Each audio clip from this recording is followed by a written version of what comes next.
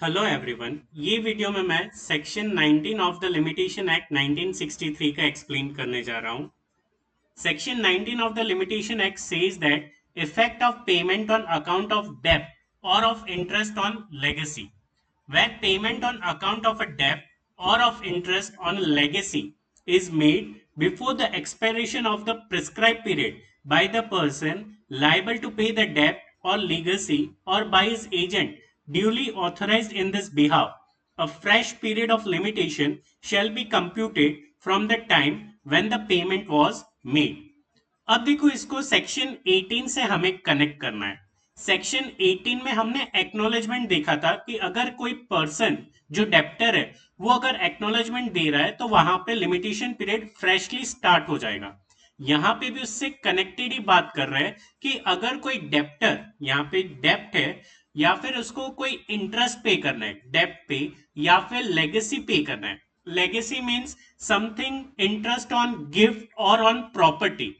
कोई भी गिफ्ट या प्रॉपर्टी पे इंटरेस्ट के साथ जो पे करना है, अगर एक्सपायरी डेट होने से पहले अगर उसने फर्दर एक्नोलेज किया हुआ है या फिर उसने खुद ने एक्नोलेज किया हुआ है या फिर उसके एजेंट ने एक्नोलेज किया हुआ है, तो वहां पे fresh period of limitation compute होना स्टार्ट हो जाएगा। मतलब जिस दिन से उसने एक्नोलेज किया हुआ है, फ्रेशली पेमेंट कर रहा है, वहां से उसका लिमिटेशन पीरियड स्टार्ट हो जाएगा। फॉर एग्जाम्पल, आज आपने मुझे 1 लाख का लोन दिया हुआ था और मैंने आपको प्रॉमिस किया था कि मैं हर मंथ आपको 10,000 रुपए पे करूंगा विथ इंटरेस्ट, और जब तक आपका लोन कंप्लीट नहीं हो जाता तब तक मैं आपको ये पेमेंट करता रहूंगा। मैंने 3 मंथ तक आपको पेमेंट नहीं किया। I am still under the डेप्ट, मुझे पे करना था बट मैं नहीं कर पाया कोई सर्कमस्टेंसेस के वजह से। अब मैं आपको प्रॉमिस कर रहा हूं आफ्टर 3 मंथ्स कि अब से मैं आपको हर मंथ 15,000 विथ इंटरेस्ट आपको पैसे दूंगा। तो यहाँ पे जो मैंने आपको फ्रेशली एक्नोलेज किया हुआ है पेमेंट करने का विथ और विदाउट इंटरेस्ट, वहां से मेरा लिमिटेशन पीरियड फ्रेशली स्टार्ट हो जाएगा। ऐसा नहीं कि 10 महीने तक ही मुझे पे करना था। मैंने जो नया प्रॉमिस किया हुआ है उसका जो एक्सटेंशन है वो हो सकता है 12 महीने 15 महीने हो। तो वहां पे जो मैं पहला पेमेंट कर रहा हूं 15,000 का, वहां से मेरा लिमिटेशन पीरियड स्टार्ट होगा। Provided that, save in the case of payment of interest made before the first day of January 1928, an acknowledgement of the payment appears in the handwriting of or in a writing signed by the person making the payment.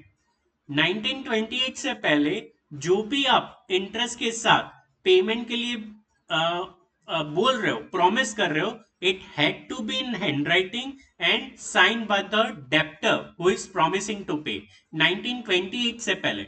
1928 के बाद आप writing में with signature of the debtor भी कर सकते हो या फिर oral agreement is also possible.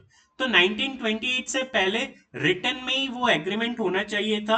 1928 के बाद रिटर्न या ओरल दोनों एक्सेप्टेबल है by the law. Explanation: for the purpose of this section, where mortgage land is in the possession of the mortgagee, the receipt of the rent or produce of such land shall be deemed to be a payment. कोई भी mortgage property है और वो mortgage property mortgagee के custody में है, तो यहाँ पे जो आप रेंट पे कर रहे हो उसका रिसिप्ट अगर दिखा रहे हो, that will also be considered as payment to the mortgager. Debt does not include money payable under a decree or order of a court.